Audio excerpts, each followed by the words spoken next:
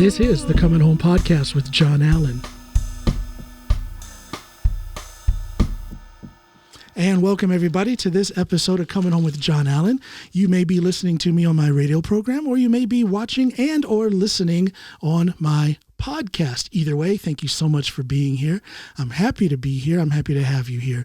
I want you to remember to look in the episode description if you're listening to my podcast or watching my podcast on YouTube. Go to the episode description where you will find information on how you can support me and the work that I do. Help a brother out. Help me out, and I'll keep doing this. Even if you don't help me out, I'll still keep doing it because I'm having fun. Can't stop him. I am unstoppable. I'm like a T-Rex with one of those grabber things. Yeah, no, but with one of those grabber things. Oh, there you go. When he has that in his hand, a T-Rex is unstoppable. That's me. Today I have Vic. What's up, Vic? What's up? Another American in Norway. Yeah, American lost in Norway. Lost in Norway. Parentheses, lost. That's the way to put it, right? Parentheses, in Norway. No, you're yet another American in Norway who I've had contact with online, social media, quite entertaining contact. I try. I love your sense of humor, man. And it's also intriguing. You seem to be living an intriguing life. You think it's boring, but I'm going to prove to you that I think it is boring. You said that to me, but I'm going to prove to you that you do not have a boring life here in Norway. I think it's something about it, and we'll get to the bottom of what that is, but something about the way you live is intriguing to me. Okay. And the way I like to say it, everybody has a story. Yeah. Everybody has a story. Yeah. Let's start with this. Where are you headed to? Because you just swung by. You're on your way to somewhere, and here we are sitting now, but you're on your way somewhere. I left Stavanger on Sunday night and drove just about maybe an hour and a half. Stayed in a pretty crappy hotel. Swing that mic a little closer in. Okay. There we go. Why is that? I don't know, but maybe if I just adjust like this. There we go. Okay. There we go. Yeah. Okay. No, I'm sorry. Start again. Why? Yeah. No, good. I left Stavanger Sunday night, drove maybe an hour and a half, got stuck behind a you live in Stavanger, traffic accident. Yeah, Stavanger. West Coast, best coast. So maybe an hour and a half to a crappy hotel. Had a crappy night on an uncomfortable bed, but then drove to Kristiansand the next day, stopped a few other places. American grocery store, which has way too much stuff. Let's plug them. What are they called? Plug Trunken AS in Vansa, Norway. Trunken AS. I tell you, they're a lifesaver. Them, and they ship online. She told me 139 kroner, I think it was. And look anywhere. I wish I had a remote control so I could zoom in. But look what Vic brought me. I have never seen that in 10 years in Norway. I think you are the first guest to come with gifts. Oh, really? Come on. I do believe you are the first to come with a gift. Well, now it's going to have to happen every time. Well, now you've set a standard. Sorry for everyone that comes after, but now I'm expecting gifts. But this is manwich. A sandwich is a sandwich, but a manwich is a meal. A manwich, that's right. Oh, yeah. A manwich is a meal. That's right. I forgot. Yeah. A sandwich is a sandwich, but a manwich is a meal. So I'm going to enjoy this, and I'm not going to share with Snoopy and the babies. Oh, really? Oh, the babies. come on. No, this is mine. They don't know. They'll never know. They don't need to know. And he also came with some Reese's Pieces. Of course. Now, I used to fight over this. When I was a little kid. Okay. Here comes Reese's Pieces. What did you say? And the fight was on. But there now I just, I can't fight over this. I just have to enjoy it. Yeah, I might share this with the kids. Might. I think I have a rich relative somewhere. Somewhere in the Reese's history. So you swung through the American store, the candy store, and now here you are today, and thank you for being here. Yeah, thank you for inviting me. Yeah, my pleasure. Mm-hmm. What's your end destination? I don't really have one right now. Sweden, drive around. So you're just out on a wander tour. Yeah, I mean... Utvandring, as they say here in Norway. Yeah, something. I can't say that word, but yeah. And you know how it is in Norway. You get 5-6 weeks of vacation. I think I get 6 total at my job now. Yeah. And so I had them left over, and they said, use them. I said, okay. So now, how long have you been here in Norway? Came here in 2012, February, so it's going to be almost 10 years since I first came to Norway, but I transferred back to the U.S., Alaska for 3 years. Alaska. That's where you're from originally, right? Yeah, I'm born and raised in Alaska. So what a life. I don't know about that. Well, let me say this, and you tell me if I'm wrong. My impression of Alaska is, I could sum it up in one word: adventure. adventure. Isn't it still? They call it America's last frontier, but isn't that true? Isn't it still kind of open and wild and free? And you want to chase it, it's there, yeah. But if you live in a big city, well, I mean, I say big city, but Anchorage, the biggest city, it's basically that's like normal, city life. Yeah, normal American city life. City life with mountains all around, and But if you do want to really test your I call them life skills, then you can do that quite easily in Alaska and live as people did on the American frontier a couple hundred years ago. You can get lost in an hour. You can get lost from the big city. Yeah. That's, to me, that's just fascinating. Growing up in a rural area myself, and nothing close to what Alaska is all about, but that idea of being closer to nature, more out in the wild where you really have to test yourself, that's appealing to me. It is to Snoopy as well. Okay. We used to talk before we had kids, before we lost all of our dreams when we had kids. Okay. Well, I don't know that yet. You don't know that yet. Well, we're gonna have dinner afterwards. You'll see. Okay. I'm joking. For those who have never listened before, you just have to get used to me joking about my family. I love them. But no, but before we had kids, we used to, and it's not that things were going bad here in Norway, but we did kind of entertain the thought of maybe moving back to the States and finding a place out in the countryside in Alaska. And people do that. Yeah. People do that. You have to understand what you're doing before you do that, though, of course. Because it entails a lot of changes. It entails a lot of challenges. You can't just drop everything and show up there. No. You need to be prepared, as they always say. But maybe you can speak to this. It was around 2010, I'm thinking, when the economy was really, really bad. You have a lot of people on the right who claim that the economy is horrible now. It's not good, but it's much better than it was. Yeah. But back then, it was bad. People were losing their jobs. Things were shutting down. Yeah. And I remember seeing on the news from here in Norway, I was here in Norway at that time, seeing on the news that a lot of people were literally doing what I said earlier, dropping their lives and just showing up. Maybe just living from their car for a little while in Alaska, but then trying to find their way on a fishing boat, find their way into maybe the oil business or something. That is actually not something fun to talk about, but that's a problem with them ending up being homeless people and ending up maybe out in a different area of town where it's a lot cheaper to live further out from Anchorage and living in a crappy apartment, making meth and dealing drugs and that has ramped up in the last 10 years, and maybe that's part of a result of that. Do you think it's some of those people who possibly around 2008, 2010, 11, that they went out there to try and make it? It didn't work, so they're falling back on taking illegal the easy activities. way out, selling drugs and whatnot. hustling on the corner. Wow! But I don't know if that's in Alaska we have a huge problem with meth out where I live. Yeah, about an hour from Anchorage. Wow. And when you think of those things, or when you think of meth, I think rural white. But when you think of the drug thing in general, most people think people of color, inner city. So Alaska is an example of this. What I'm getting at is Alaska is an example that shows that the drug thing is universal. It doesn't know color. It doesn't know region. It doesn't know the difference between city and rural. There's no color in Alaska of anybody that's dealing the drugs. There's no specific color. Yeah. No, I mean, actually, I don't pay attention that much to that stuff, but maybe there's people that come from Philippines, I guess, and that area. They seem to be Samoans. There are a lot of those in Anchorage, and they are a lot of the ones involved in that. I don't know. Really? I don't know the reason. Philippines, Samoans? Samoans, yeah.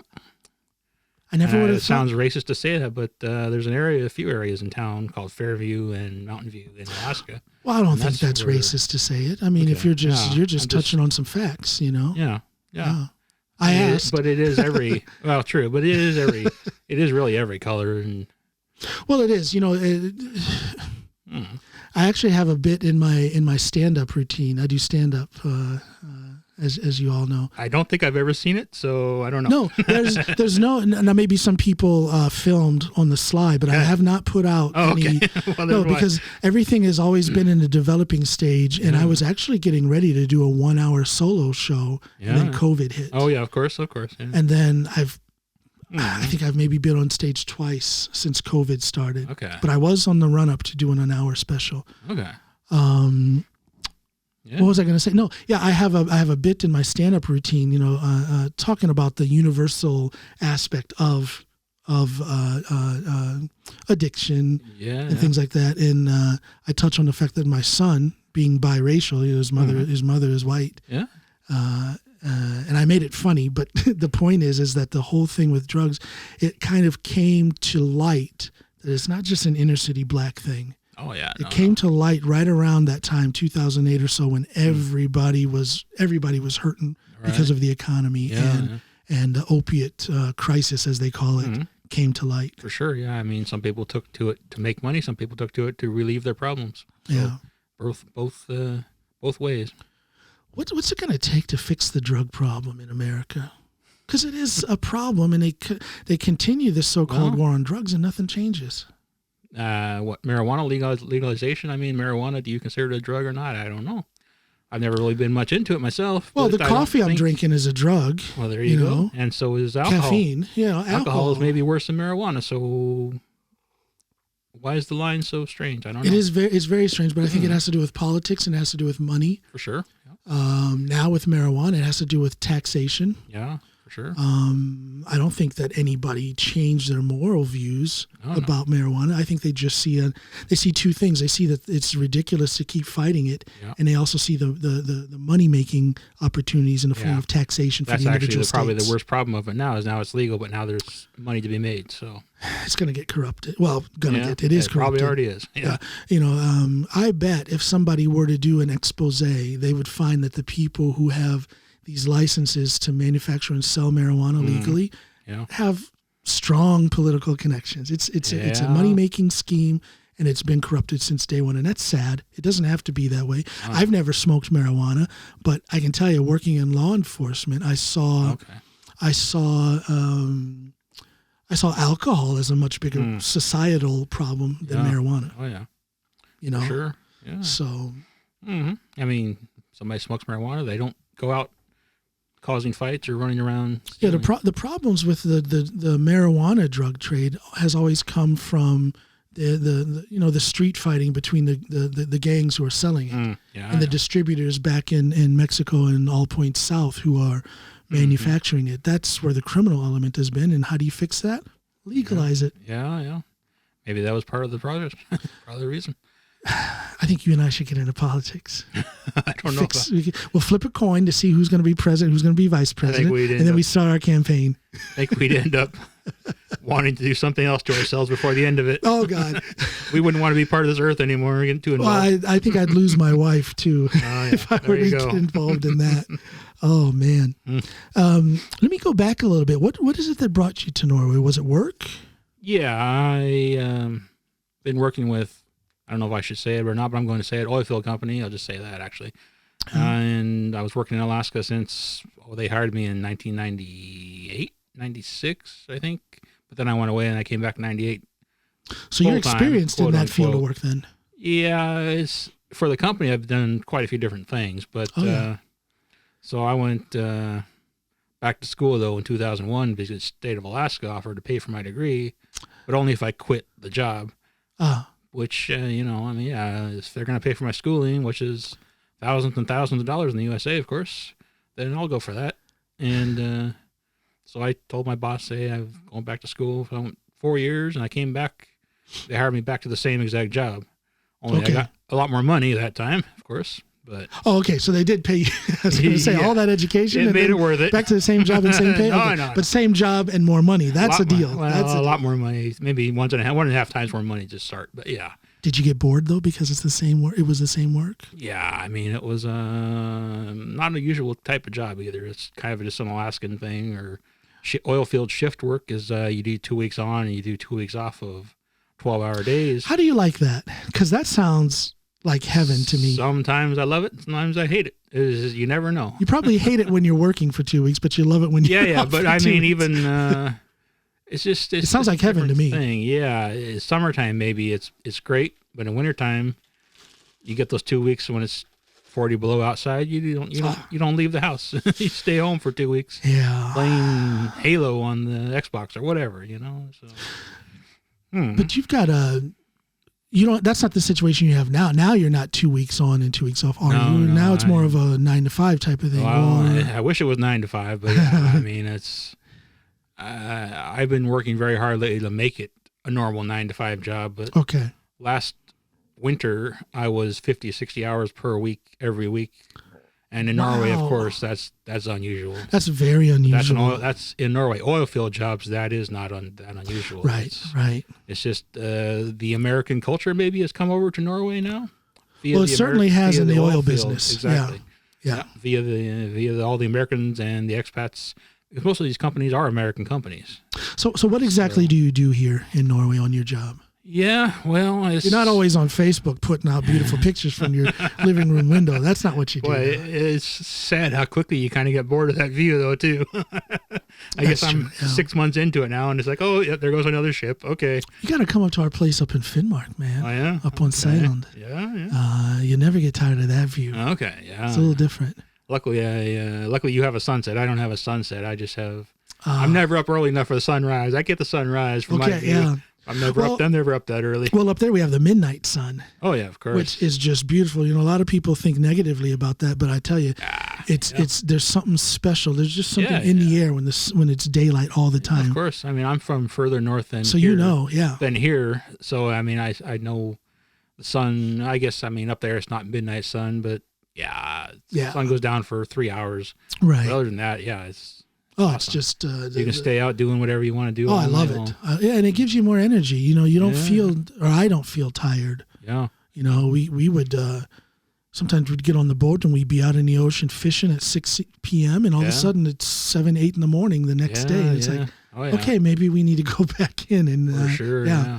But that's the way time goes up there when it's that eternal daylight. Then for sure exactly the kind of thing that can happen, though, if you're just sleeping when you're tired and you get up when you're not tired anymore, if you're on your, like we were saying, the 2 weeks on, 2 weeks off thing, sometimes I would fall into that cycle of just sleeping when I'm tired and get up when I'm not, and I'd wake up and it'd be bright outside and I wouldn't know what time it is. Yeah. Is it 6 in the morning or 6 p.m.? I don't know. But isn't there something, did you dislike that or did you enjoy that? Because I think there's a certain amount of, there's a feeling of freedom when you don't have to worry about these stupid things and cell phones there is something and computers and laptops, and you just on your 2 weeks off like I used to get. It can be a little bit, but if it's a two-way street, I guess, because if you sit for home for 2 weeks doing nothing, because I'm not into winter sports at all, really. No, I used to be into snowmobiles, but I didn't have one. So that was basically my only sport I used to do in wintertime. And if you stay home for 2 weeks playing Halo all night and watching Netflix and then wake up at 4 in the afternoon, you kind of feel like a loser a little bit, even though you're not, because you're working your 2 weeks of 12-hour days straight. So you're really earning your money, but you're earning your time off, but you still kind of feel a little bit like I should be doing something more productive. But some people, now as... Yeah. For those who are listening or watching now, I live in Drummond, but before when we lived up north, there was a large number of guys in this town where we were who worked in the oil branch. Okay. And they all said that they enjoyed the 2 weeks on, the 2 weeks off, but there would always come this feeling of panic after maybe 8, 9, 10 days of being off. Yeah. Because then they're starting to think, okay, wow, I have to do this, that, and the other before I'm going to be gone again for 2 weeks. Okay. And they would stress and kind of go into this panic mode to where they didn't really enjoy the second half of that. It's also that you know that the 12-hour days are coming for 2 weeks straight, too. Yeah. So your last 3 or 4 days of work or your last 3 or 4 days off are... Well, the oil branch is a young man's game, isn't it? Because of those long, hard work week, 2 weeks It's an old on. man's game, too, because the old men are making $200,000, $300,000 a year. That's true. So those guys stick around as long as they can. That's true. So, But what's an old guy in the oil business? An old guy in the oil business does not have a physical job. He has a job where he sits at a desk on a rig with a monitor in front of him. And he tells people what to do next. Some kind of engineer supervisor. Pretty much. He engineers... The guys I'm thinking of specifically are called Directional Drillers, and they sort of steer the rig. They steer because when they drill a hole, you may think they just drill a straight hole and they're done. They don't. They go down and they can turn left and right, up and down. And they pretty much drill horizontal through these beds of sands where the oil is at. It's really fascinating. I mean, that's an engineering wonder that is possible. They can turn this big round piece of thick steel with a hole in the middle, and they can turn it. How big around are those drills? You're talking about a couple feet, maybe? The bit maybe is 12.25 inch on some of these. Not bigger than that. It depends how far down they go. They have to use a smaller bit further down, and then it's on a pipe that's maybe 6.5 inches. No bigger than that. Because that's actually very flexible when it's thousands of feet long, of course. Yeah. So. And what's fascinating is, you can only imagine, or you probably know, but I can only imagine the amount of pressure going through this 6-inch diameter pipe when they hit oil, and it's. Well, they have what they call a mud that goes inside that pipe, and it weighs down anything that would be trying to come back up. Okay. When you've heard of a blowout, and the one that happened in BP, I forget the exact name of it right now, but that's what happened is they didn't have enough weight pushing down for the pressure of the earth, really pushing up. Was that the one that happened off of Louisiana somewhere? Yeah. I forget. Was that Shell or was it BP? I think it was Macondo. I think it was BP. Okay, let's just blame BP. Yeah. I'll take the lawsuit. They're not doing so great. I'll take the lawsuit. Yeah. Hope my boss isn't watching.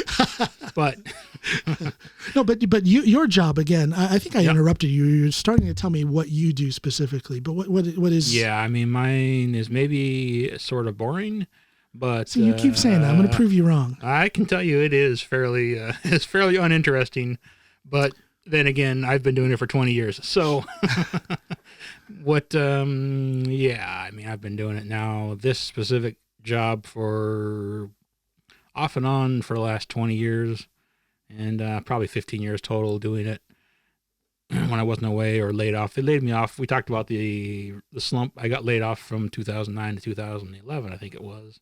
2 years. For 2 years, I was in California doing this same job, a little bit different part of this job. But what part of California? Bakersfield. Okay. Desert. Up in the desert, yeah. Yeah, kind of a deserty, dry, country, filled with meth heads, meth dealers. So you were unemployed in Bakersfield. Yeah, I was unemployed. Well, I was unemployed in Alaska, actually. I came back, live with mom and dad. Okay, because that was my question. What did you do to occupy yourself? What was that like? 2 years of unemployment. Yeah. So you actually went home to your parents. I came home to the house that we've lived in since I was 16, 17, I think, we moved into it. And I have a downstairs room. I actually still have this bedroom. It's been there for, I don't know how many years now. Of course, it's been there since I was 16, 17. I've had this bedroom. I'm going to edit this part out because I don't want my kids hearing that. Come on now. That's a good point. But I mean, even in Norway, that is somewhat common for kids to live with their parents until. Sure.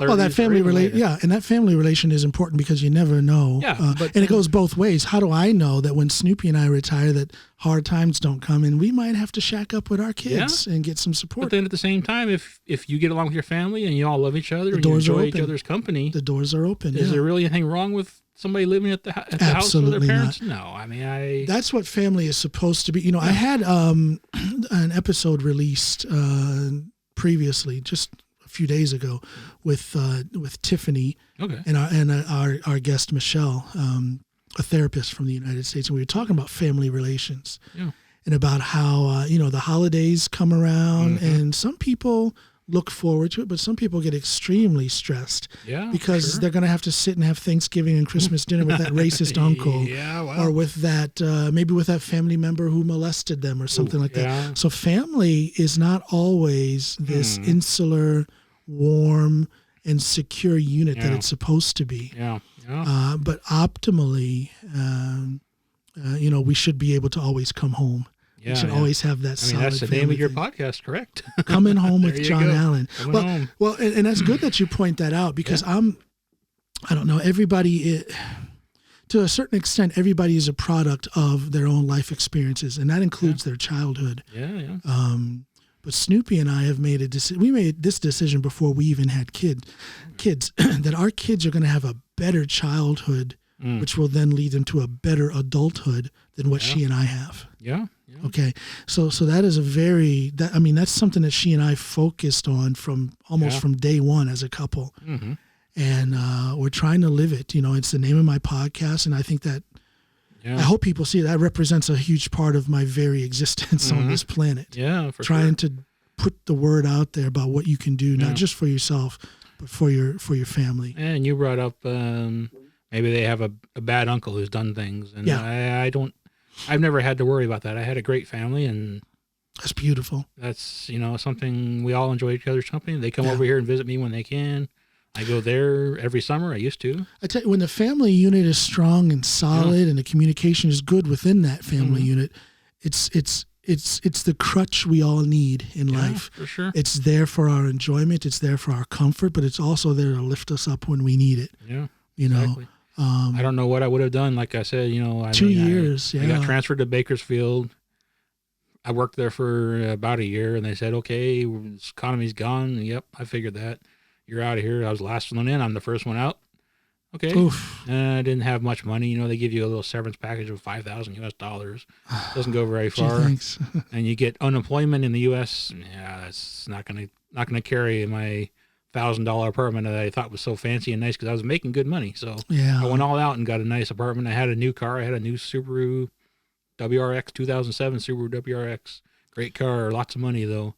That sort of thing. So I came back and said, "Mom and Dad, I'm coming home." And they said, "Okay." Let me ask you this. You were making a living that supported the purchases and the lifestyle that you had, the car and the apartment. You weren't spending beyond your means by any means. No.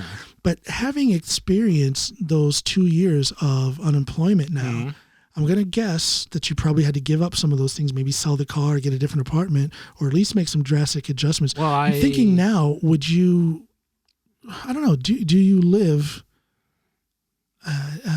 more conservatively with your purchases and your economy now, having experienced that period of unemployment? Actually, did it teach you a lesson? It's a very good point because I was thinking of this my whole drive here. I've been thinking of this because I've been wanting to get a Tesla. Of course, I live in Norway, but I have a 2016 Citroen Cactus that I paid 100,000 kroner for. I bought it outright, and I have no payments on it. I just pay insurance. I pay the maintenance on it. It just keeps going and going. But I would love to have a Tesla. I would love to have something quick. This is a little 3-cylinder car. It's kind of small, but it's not fancy, but it gets the job done. And so I'm torn, right? This is this sort of thing. Yeah. I would love to have a big fancy Tesla, but why would I want to get rid of this car when I have no problems with it? So, but you could afford that Tesla, but I could easily afford the car I really, really would love to have, which is the $1 million Porsche Taycan. But I don't make small money over here, I guess is the way to put it. I make decent money, so I could easily afford. But you're more careful now than you would have been prior to that period of unemployment. Back to our point is I understand that, especially in the oil field, if a slump comes, you're going to feel it. You're going to be unemployed. Yeah. You will probably get that job back in a few years, but you're going to be unemployed in the middle. There'll be that period of struggle. So that's in the back of your head, back of your thoughts now that you got to kind of be prepared for that. So now I have my apartment, which is, I think, right on the water. It's fairly expensive, but it looks nice. Yeah, it's a very nice apartment. Yeah. And it's basically a house. It's a rekkehus, you would say in Norway, which is a townhouse. And you bought or you I'm just renting it from the guy. It's a big house, and then he has a thick concrete slab on the one side, and he has this other house. It's basically a house. It's a 90 square meter 2-story house. Oh wow, that's plenty of room on the side of his, then. with a giant window that faces the water. Yeah, and I can see the boats go by all day long, and I can. Yeah. There's nobody on the other side of the windows. It's an open, old forested area of a park on the island that's on the other side, so it's great. It's a beautiful view, man. Yeah, I don't have any neighbors that can see in. I could do whatever I want. I would imagine that does wonders for your psyche. When you're on the job. Sorry. We still have to get to exactly what I keep interrupting you when you're trying to tell me. Goes, right? But when you're on your job, and I'm sure it's important work, I'm sure it's at times stressful. Yeah. And then you get to go back to this beautiful place and just kind of Yeah, well, with Corona right now, this beautiful place is my office also most of the time. So, Have you not? You haven't really. I can tell you from my part. I gave you a big old hug and a handshake when you came in. Yeah. But I just recently started doing that for a long time after they kind of relaxed on the mask wearing and everything here in Norway. I was still very careful. Yeah. How do you feel? What's your thoughts? What's your experiences so far with Corona here? I don't know. Of course, obesity is one of the big ones that can actually make it a lot worse for you if you do get sick. And of course, I'm not a small guy, so I have been concerned that if I do get sick, do you have any conditions like asthma or? I don't have anything really. A few years ago, I had a bit of a strange health issue where the doctor said a spinal infection, which then caused, you may notice the left side of my face is a little bit different. I saw that, than the right side. And sometimes people think maybe car accident or whatever, if they're brave enough to even ask. But no, it was spinal infection apparently and nerve damage, which actually killed the nerves on the left side of my face. Wow. So when I smile, I saw that, a sideways smile. I'm like, this is one sarcastic motherfucker, but no, it's because half your face across that way? I don't know. Nobody says anything in Norway because they're all sarcastic, I think.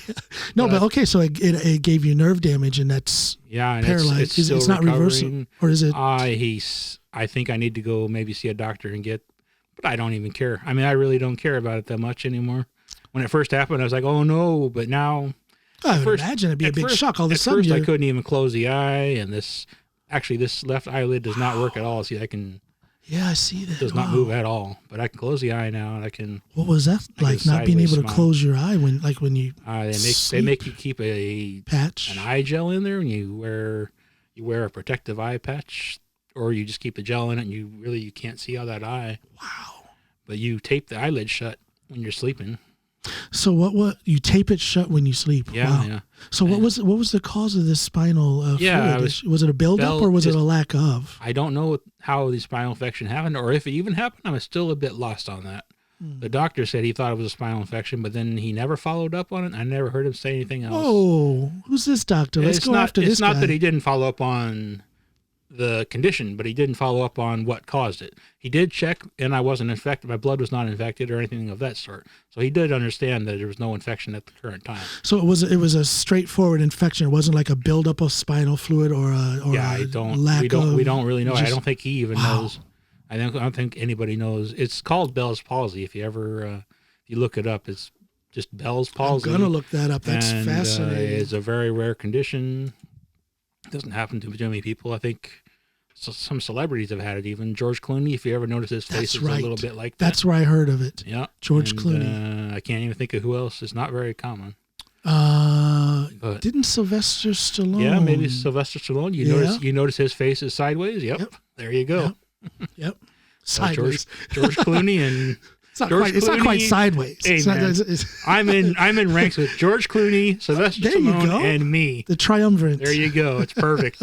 So, no, let me ask you, and I'm not going to interrupt you this time. What do you do on your job? I do? Yeah. Well, as I was saying, directional drilling, they basically can steer the bit through horizontal beds of sand, really, where the oil is sort of trapped. Yeah. And what I do is that they need to know the direction that they are drilling. Yeah. And that can be affected by quite a few different things. The Earth's solar flares, the Earth is hit by solar winds from the sun, which are magnetic.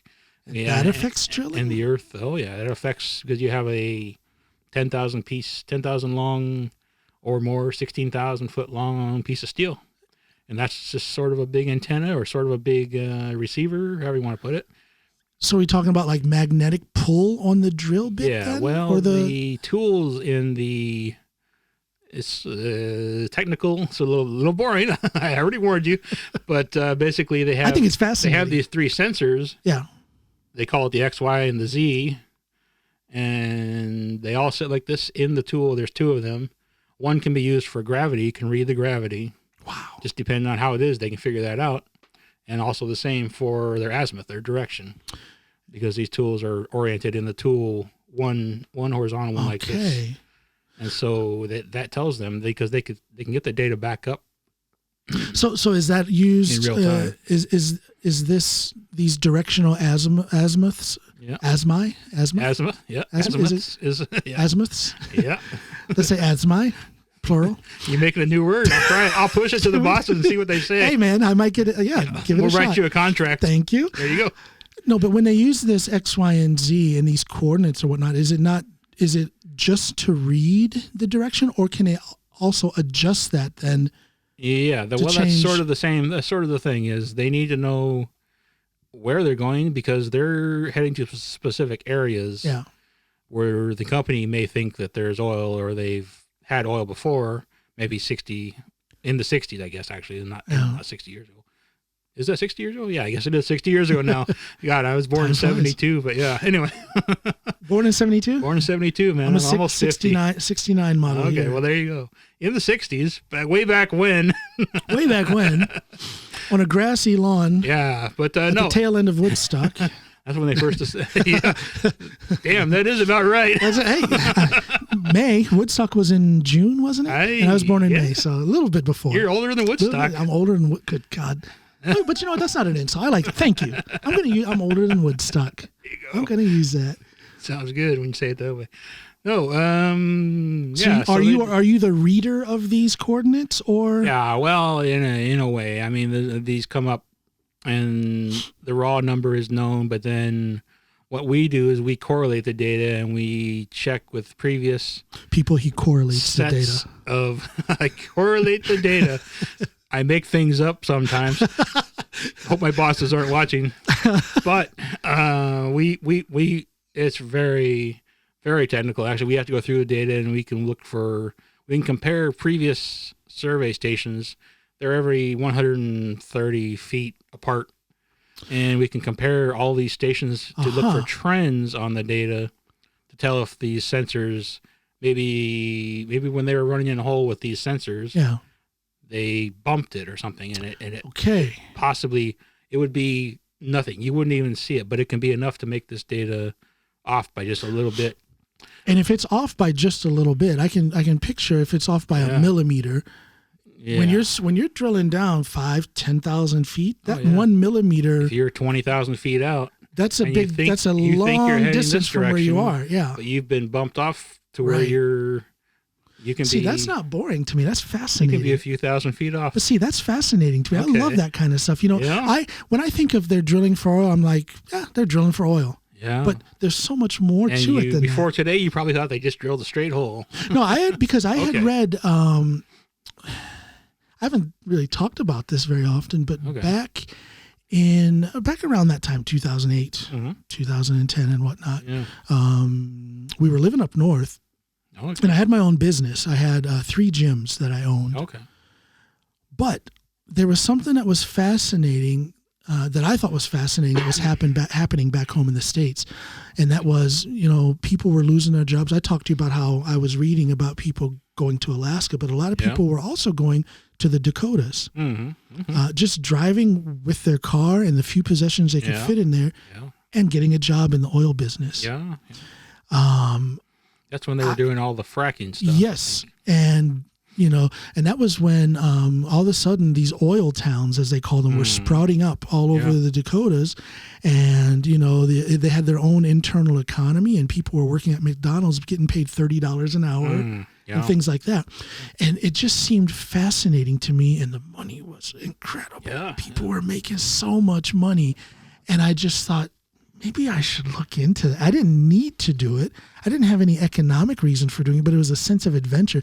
And Snoopy and I were really talking about that. And I was kind of, that microphone just, you got a magnet in your face and it's pushing that's there we go. Okay. It keeps rolling back. Now, so I was really looking into doing that. So I started doing a little bit of research, and that was when I first realized that they don't just drill straight down. They're going side to side, zigzag, and that was fascinating to me. And I never really dug into how they did it, but just the fact that they were doing it fascinated me. Yeah, yeah.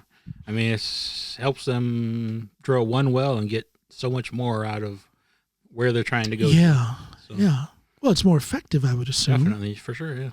They're literally going in the direction where the oil is to be found instead of just straight down and hoping that there's oil there. So the part of that is also, I guess we got into it earlier, the magnetics, Earth's magnetic the field solar flares. Solar flares is part that of it. affects the Earth's magnetic field, Earth's which magnetic will then field is never stable. It's always constantly changing. And so that's going to push on the flow of that pipe and of that drill bit.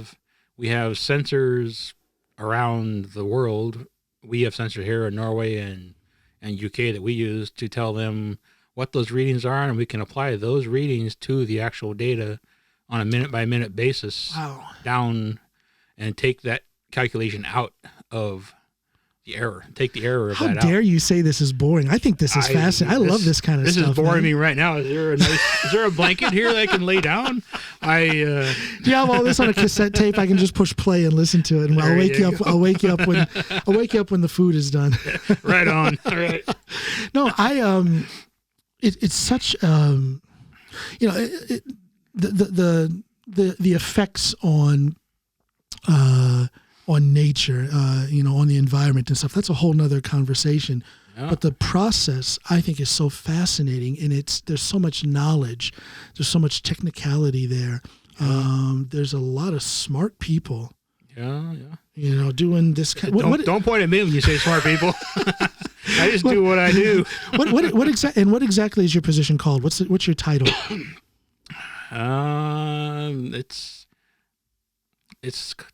It's kind of called survey analyst. Survey analyst. I'm an analyst, I guess, in the basic. So there's nothing boring about being an analyst. Yeah, I mean, I deal with that, and I also deal with a lot of the real-time operations. And oil field is high pressure, and things need to be done now. And that's what I was talking about the stress element in your job, and how it must be so nice to go back to that beautiful apartment that you have. Yeah. I mean, like I told you earlier, I've been trying to see if this microphone will stay. I've been trying that for a while, too. I don't know why it keeps rotating like that. The next kind of... Okay. Anyway, so yeah, I mean, I've been trying to cut down on my overtime. Last winter, I guess it was, I was doing 50, 60 hours per week. You know what? Pull some slack on that cord on the microphone. Maybe that's what. Maybe that's pulling it. There we go. See, we figured things out here. Come on, Mr. Analyst. You should have seen that. Well, I'm a commoner, and I figured this out, Mr. Analyst. This is too technical. I'm more open, general. So now it's too close. Okay. I think it's because we turned it now. Hang on here. Oh, gosh. There we go. I think that'll be just about right. Okay, perfect. All right. No, so there's so many intricacies. There's so many technical aspects. It's not just drilling for oil. No. I mean, good Lord, you guys are talking about measuring solar flares and Earth's magnetic field and stuff, and I don't think. Yeah, you're talking. You're talking a difference of, say, you think you're going 212 degrees, but you're actually going 212.3. You do that for thousands of feet, you're going to end up way off. 1,000 feet difference or more. We actually have calculators to figure that out, but yeah, that's... I saw Neil deGrasse Tyson today, or actually that would have been last night, but today here in Norway on Chris Cuomo's show, and they were talking about NASA is going to shoot up this... It's basically a satellite, but they're going to use it almost like a missile. Okay. To where they're gonna shoot it into an asteroid that's going to come in October of 2022. Okay.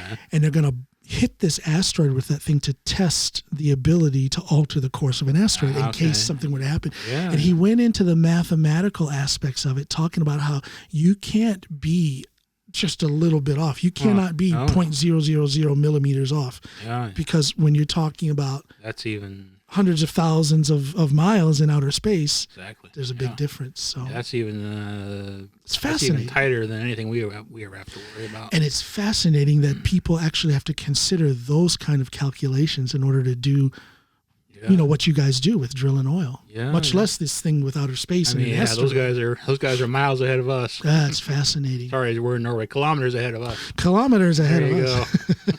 No, but it's fascinating. It really is. This is not boring to me. When you started working in the oil business, was it something that you had always wanted to do? How did you end up? It's one of those things in Alaska. In Alaska, I guess you sort of just end up in the oil field.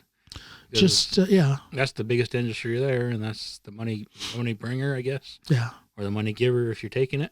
And I actually started out, I don't know, I graduated in 1990, and I didn't do much of anything for the first 10 years. I worked in oil.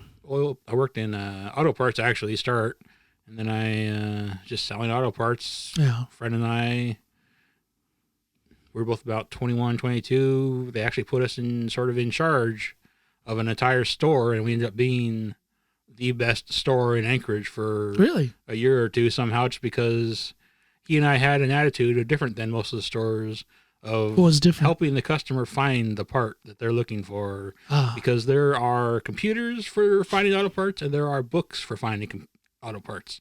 I see. If you have the books, you can find basically everything if you take the time. Okay. And none of these stores, none of these people maybe, are willing to devote the time to try to help every customer. And so that just sort of customer service. We're getting off track a little bit, I guess, but no, this is your story. We're on track. This is your story. We used to make sure we ordered every single paper catalog we could get for every brand of auto parts, and we had the biggest book selection, the biggest book rack in the entire town. So you put that extra something into the customer service then. Kind of goes from there, I guess. Yeah. We did auto parts, but then at a certain point I realized there's not much of a future in selling auto parts. And I decided to go back to school the first time. I guess that was actually the second time. I tried school first without ever doing a job. Other than, actually, I did have, I had jobs when I was a kid. Of course, everybody has those. Burger King, and I worked at the parks, the city of Palmer, Alaska, cleaning the state parks and things like that, camping parks and all that, and cleaning up after nasty people who RVs just dump their shit right on I don't know if we can say that word here. Hey, sorry. I've had Tiffany Troutman on my. Oh, well, then everything goes. Curse. Okay. You can curse. Nobody has shut us down after Tiffany. Shit, everything goes.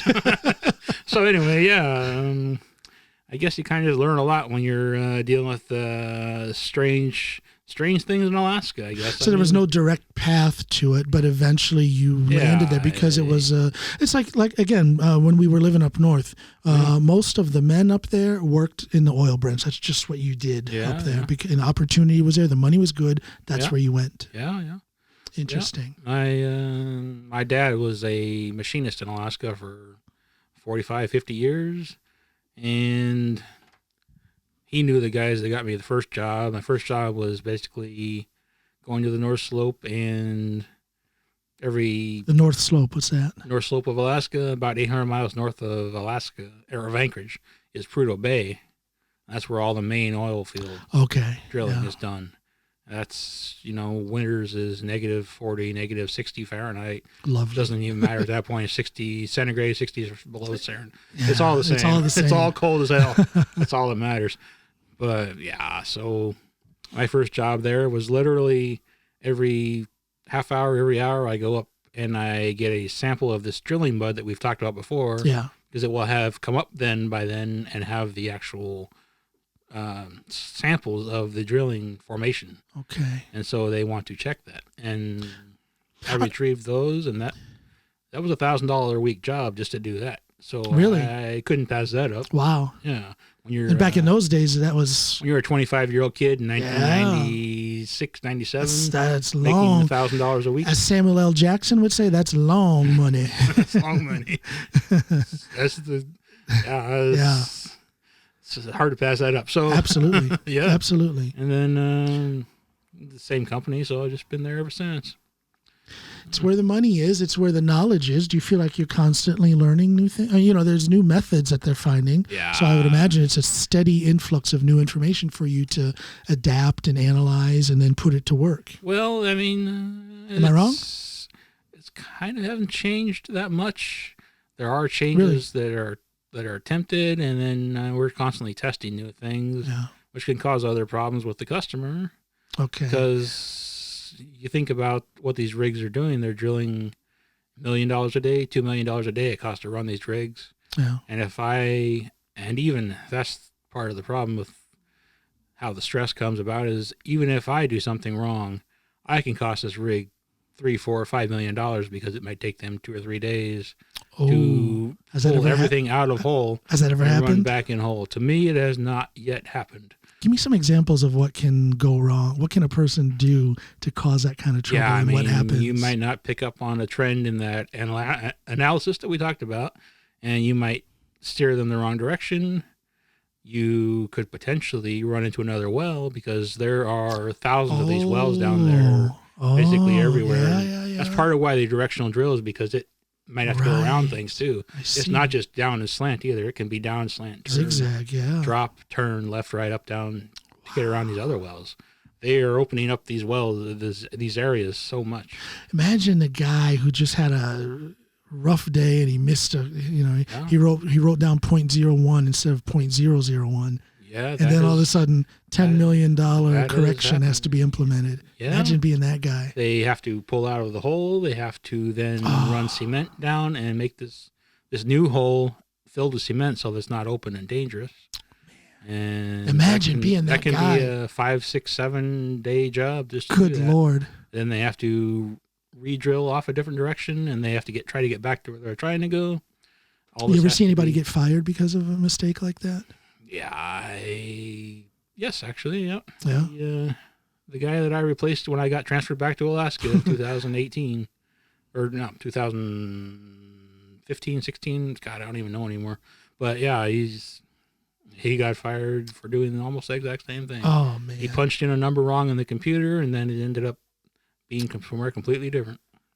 Do they have? Do you have like a yearly regiment of courses or education that you have to do internally to keep those? Yeah. To keep that position, or there are instruction courses built into the company system that you need to watch. Basically, there are some instruction courses in person, but not for my job. My job is actually. Not too many people do this job in the world at all. I mean, it's maybe 50 to 100 people that have ever really at this time that do this just specific. Look, man, job. if you say one more time that your job is boring, I think it's so boring that nobody wants to do it. Is that what it is? So okay, gotcha. Exactly. So it's 50 people, maybe even like 20. I don't know. That's amazing. You're one of only a handful of people who do what you do. Yeah, it takes a lot to learn how to do this job, and there's so much you have to know, so much to watch out for, and there's just so much pressure. Maybe nobody wants to do it. I don't know. Maybe I just don't care. If knowing that the smallest of errors, the smallest of oversight can have astronomical effect. That is incredibly there are stressful. Checks and balances. Everything you do to a point, everything you do is checked by somebody else. And sometimes 2 or 3 other people. So there are checks to do everything. But then that's amazing. In real-time drilling overnight, you're the only person that has their eyes on something. Maybe there's another person, what we call the real-time operations center we say Houston, but the guys are in Alaska, Louisiana. Yeah. They're based out of Houston, but they're not always there. Okay. But we call it the Real-Time Operations Center, and we run through them. But they don't always check as they should because they have 20 or 30 of these going at the same time. And they don't have time to do much of anything other than one job to the next and change what we ask them to change. It's sort of a very stressful system. Do they have a strict drug testing program or any health requirements or anything like that? Yeah, there is. Probably drug testing quite often, I would imagine. There's drug testing and alcohol testing if you come in smelling of alcohol.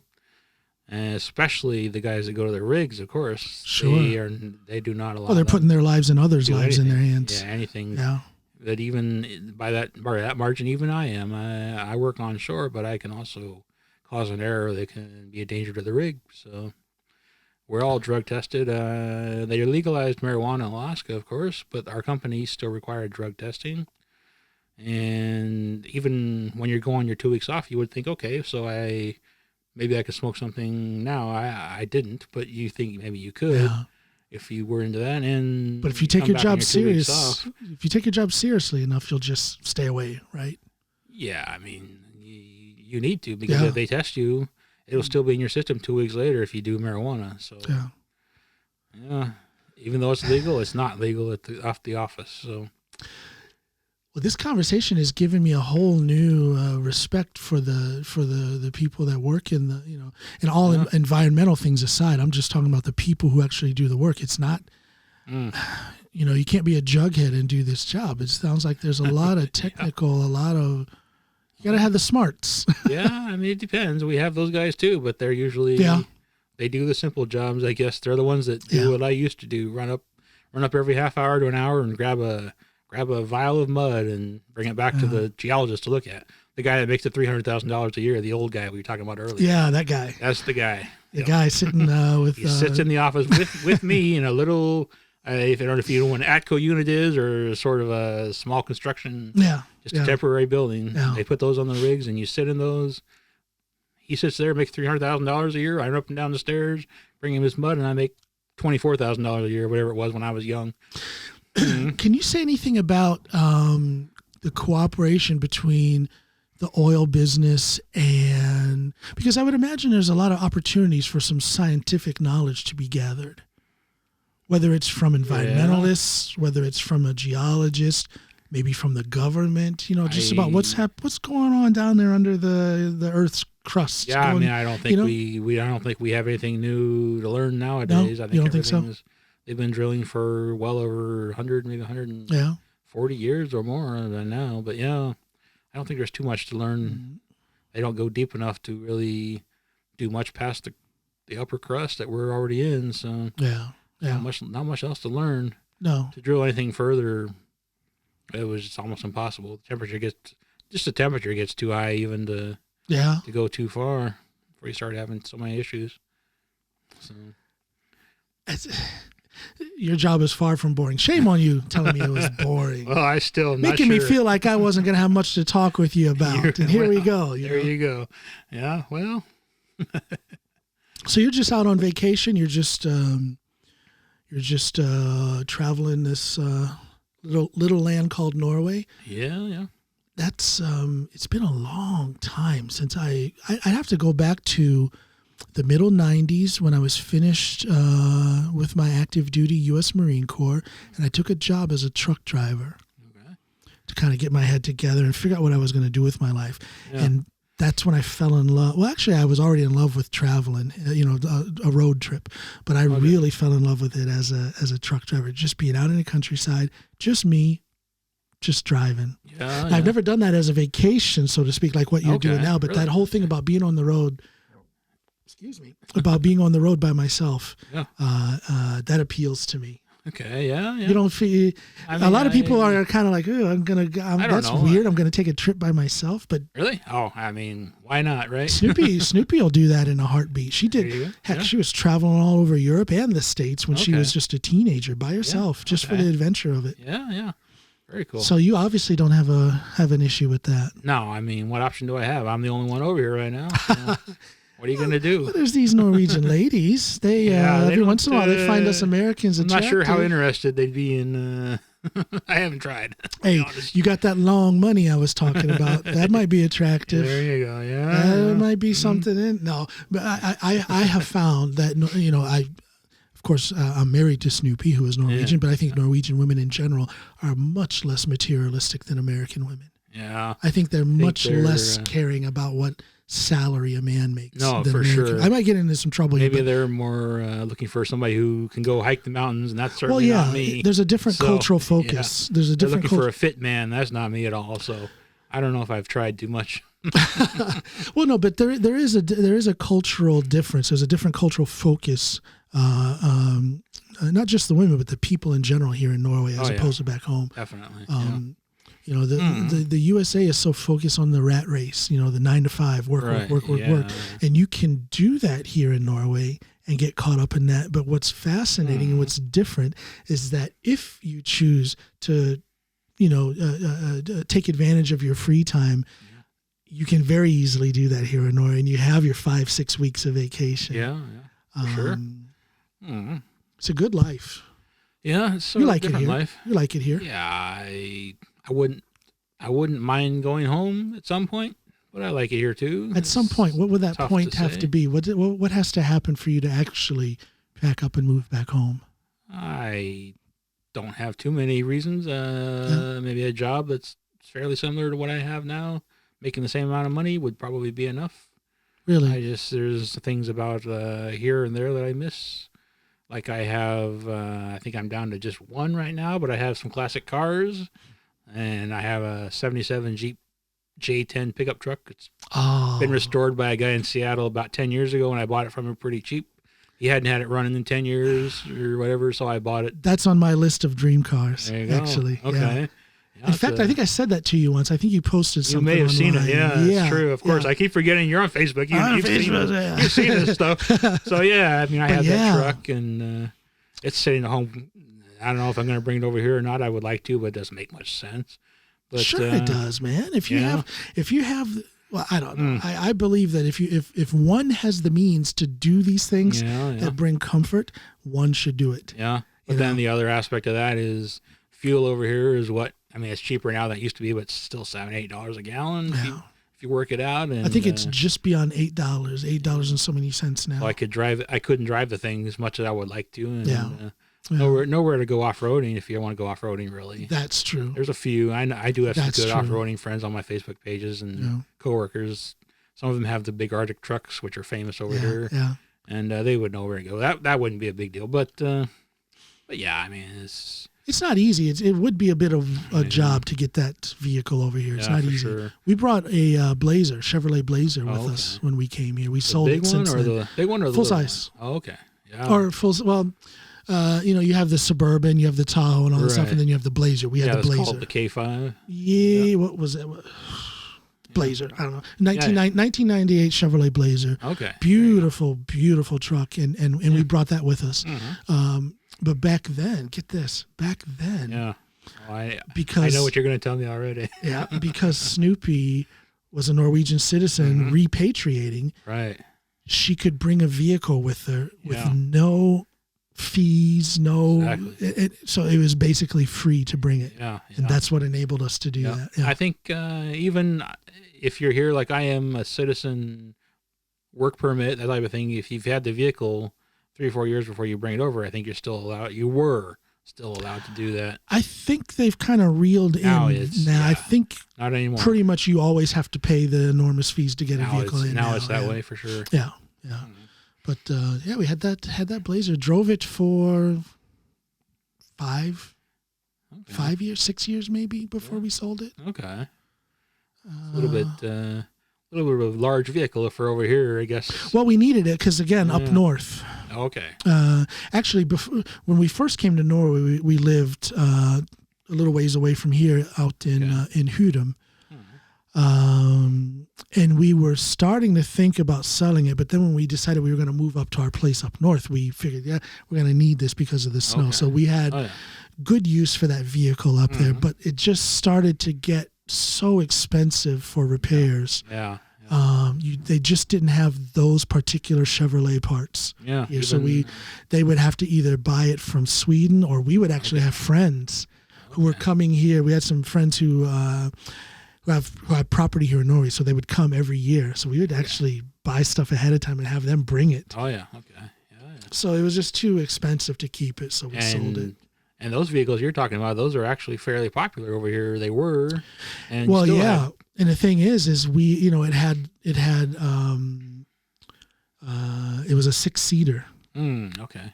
Yeah. And here, if you want any seats besides the front passenger seat and the driver's seat, you got to pay extra for it. Oh yeah. Which is ridiculous, but that's the way it is. Right. So that was a luxury to have that Blazer here. Oh, yeah. We got a good price for it when we sold it. It was not.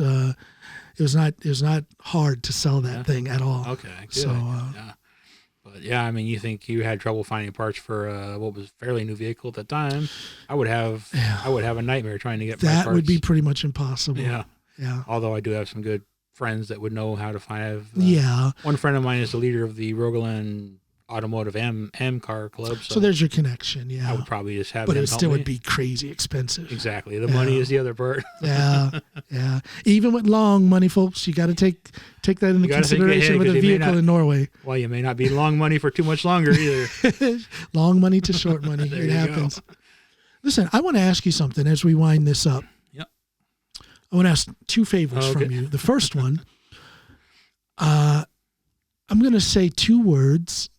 Okay. And I want you to finish the sentence for me. One sentence. I don't know about this one. Okay. Okay, I'm going to here's the challenge now. You're a smart guy. You can do this. All right. Vic is living in Norway. He's not sure why. He's not good enough.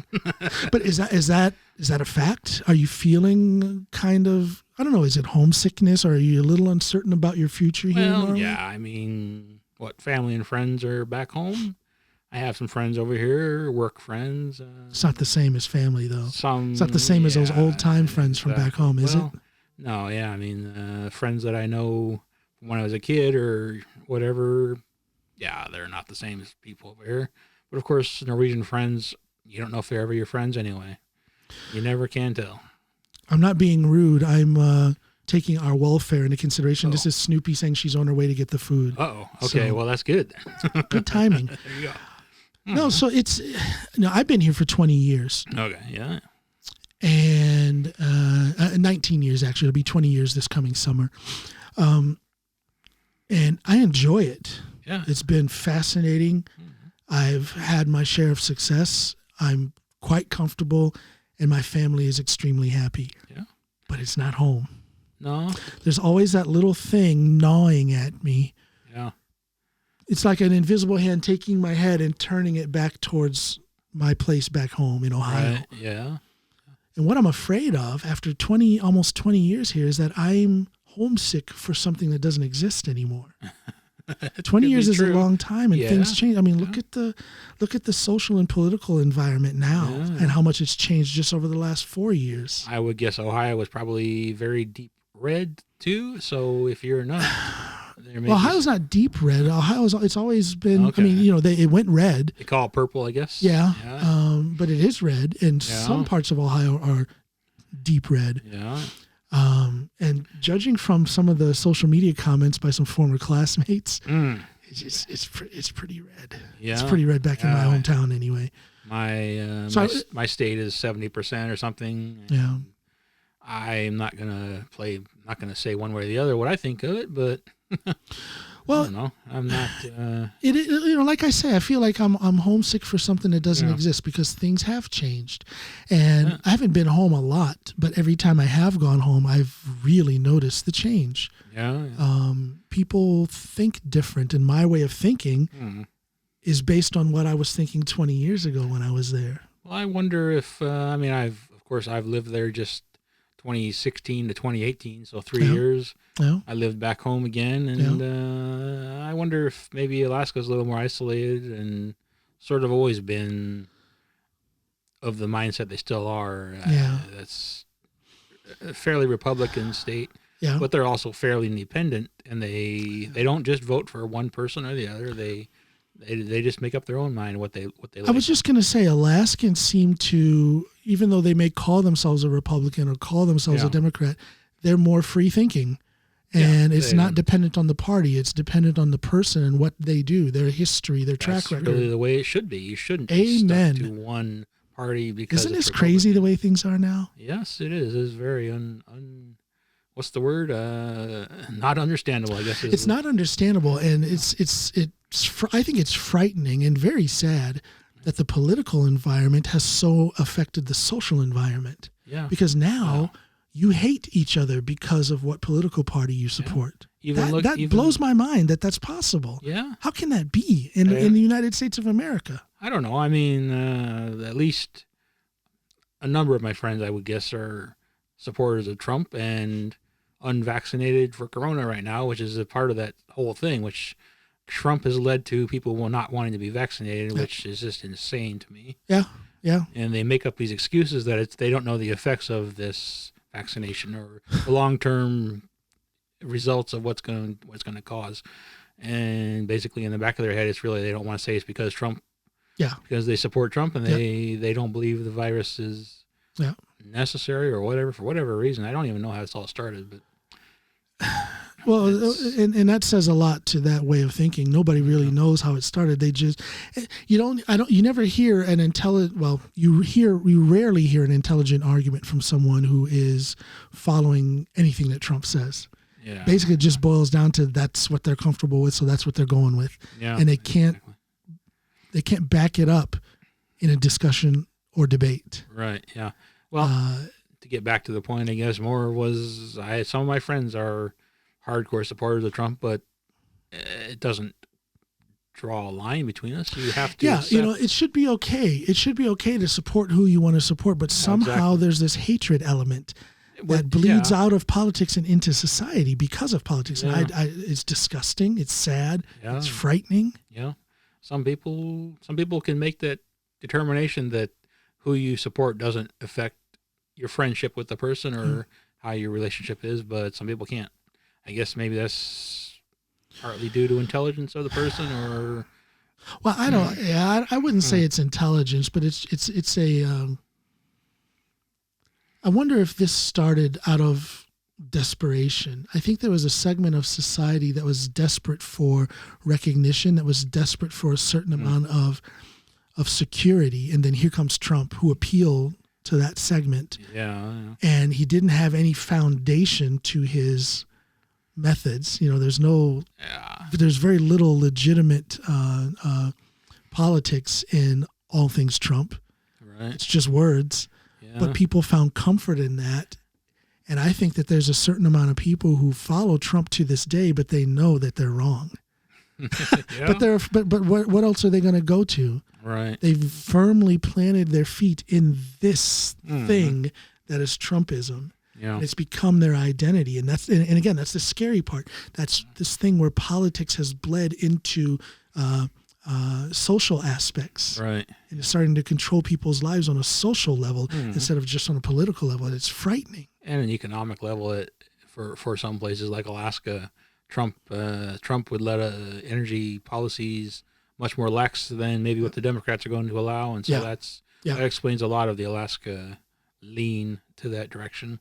And I get that. Yeah, for sure. And without going into a long political discussion, I believe that the Democratic Party needs to get that and then start appealing to those people because, again, I think a lot of people are following this thing called Trumpism, but they don't really want to. They just have that one issue that might be an economic thing, and they want to distance themselves from this social thing that is Trumpism, but they don't because there's no alternative. And shame on the Democrats for not giving them an alternative. Right, right. Yeah. But that's a whole nother podcast. Yeah, exactly. That's a whole other podcast. We tried not to go political, but it happened.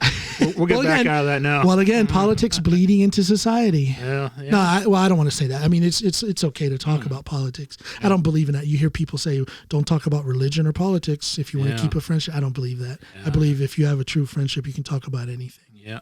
But no politics for now. So, okay. So, you finished the sentence. Vic is working and living in Norway, and he doesn't really know why. Norway. And then that kind of led us into that discussion. Now let me ask you to do something else that's even more deep and philosophical. Oh, no. I'm going to test you now. No, but I always ask my guests to do this because I invite people on my show who interest me, who motivate me, who inspire me in some way. So I believe everybody has those elements in their persona. They have the ability to inspire, to motivate. Everybody has that. Yeah. You have that. That's why I asked you here. I'm still not sure. Well, no. Hey, man. All joking and foolishness aside, I think you have a very interesting life, and it's and to be doing the kind of work that you're doing as an immigrant here in Norway is pretty doggone fascinating, and it's quite the achievement. Yeah. Even as you say, you're kind of, you may want to go back home. While you're here doing what you're doing, you are achieving something that a lot of immigrants, specifically American immigrants, don't do, and that is find a career where you can not just sustain yourself, but where you can thrive. Right. Because a lot of us, you see it, a lot of us Americans here are struggling. Yeah. You and I are doing fine. Yeah. I mean, but some people are really struggling. Oh, yeah. And I want to do something about that. And part of that is shining a light on both those people who are struggling, but also people like yourself who found a path. People can learn something from your journey here in Norway. Yeah. Like I say, you have inspired me. You've raised my curiosity. You may be motivating to other Americans who are here. So take that with you in all seriousness. That's one thing I kind of think I lightheartedly try to bring to our groups that we have. Yes. And thank you for that. Keep people entertained, maybe, or just keep them, because I see people on there crying about going to their job, and I'm not going to name any names, but being told you should speak English, or not speak English. Snack and norsk. Yeah, speak just Norwegian. Yeah, if you're going to be working here, and some people can't do that. I came here at age 40, I guess 39, but turned 40 shortly after, and I've tried learning Norwegian. It's very tough. Some people struggle. Some people just can't make it work. Some people just don't have a gift for languages. Right. I used to be one of those people. I spoke Spanish and French in high school. I had 2 years of each, and I was fluent in both by the end of those. But there's something with Norwegian. It's something with age, maybe. It's gone. The timing of it, yeah. You know. I was 33 when I came here. And I learned it quickly, but I have a thing for languages. I learned it very quickly, so Norwegian is no problem. Okay, yeah. And also you have your wife, I suppose. She doesn't. We speak English. Okay. Well, when I came here, I think it lasted about not even a week that we tried to speak Norwegian together in my learning process, and it just didn't work because we met each other in English, if I can say that, and it was just weird to speak. And it was also that. I got a job right away when I came here. So after being out in the Norwegian world, when I came home, I wanted to breathe out, relax, and be myself. And that meant speaking English. Yeah. So here at home with my family, with my wife and both of our kids, I speak only English. Okay. Snoopy chooses to speak English with me because she doesn't want to lose her English skills. Okay. Right. And then I demand that the kids speak English with me because they're half American. Okay. Yeah. So if any, I've never spoken Norwegian to them. Well, I noticed, I think just in a little tiny bit that your daughter spoke, she didn't really have any accent either or anything. No, you will hear they sound like they're born and raised in Ohio. That's a good part of it. Because from day one. Because you've made them speak it, Her first words were in English, as a matter of fact. Yeah, okay. So, very good, I mean, that's going to be a benefit for them in the future. Oh, it's a benefit for them already. Both of them are well, I shouldn't put their business out here. I'll say it. Both of them are finished with videregående English already. Okay. And our daughter's in her first year of videregående, or high school, as they would call it. Yeah. And our son will start videregående next year, but he's done already with English. Okay. Yeah, I mean. So it's benefiting them already. Yeah, there you go. A lot of it's genetic. They got their father's brain. No. No, but so again, back to you though. You all joking aside, you are an inspirational guy, and I wanted to bring that up about your presence on your social media presence. You do bring a lot of joy to people. People have commented to me. Okay. I don't know what kind of feedback you've gotten, but people have commented to me how much they appreciate what you put out there. So it means something to people. I want you to know that. I just try. I mean, I think... well, you do more than try. You succeed in making people's lives a little bit lighter, a little bit better.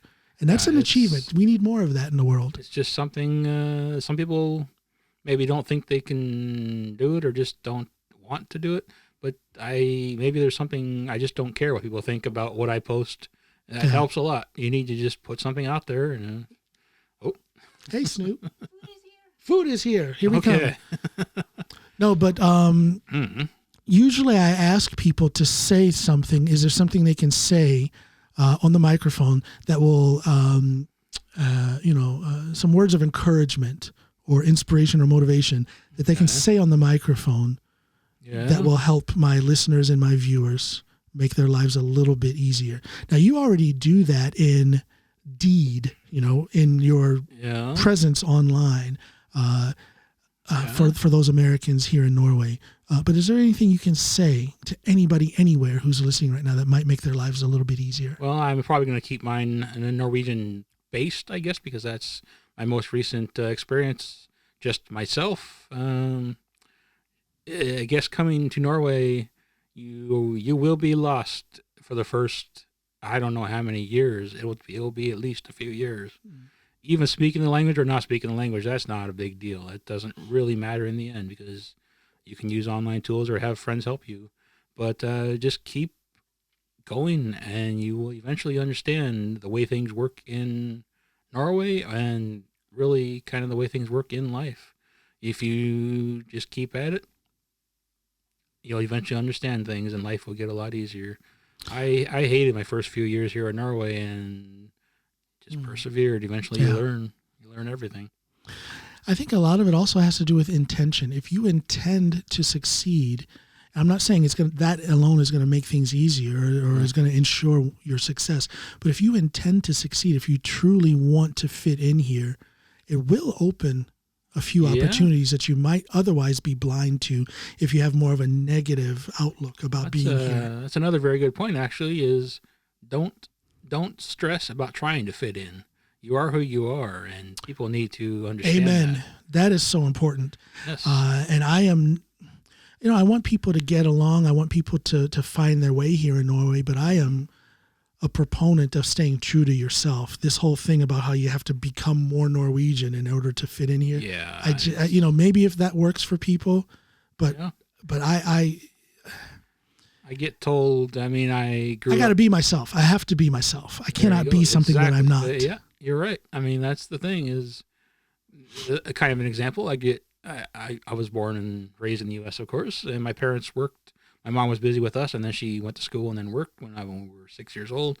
My dad worked all the time, but we didn't grow up exercising, walking, hiking, go på tur every day. So that part of Norwegianness just doesn't very appeal to you.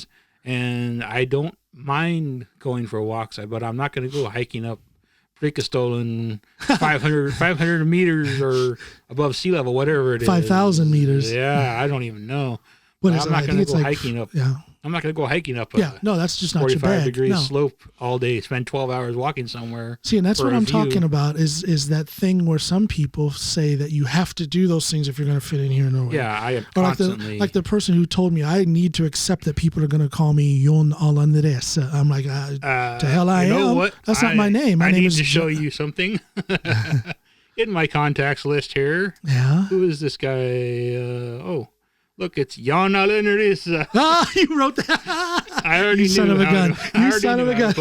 But no, it's about identity, and of course you don't want to be an ass and deliberately say and do things to not fit in.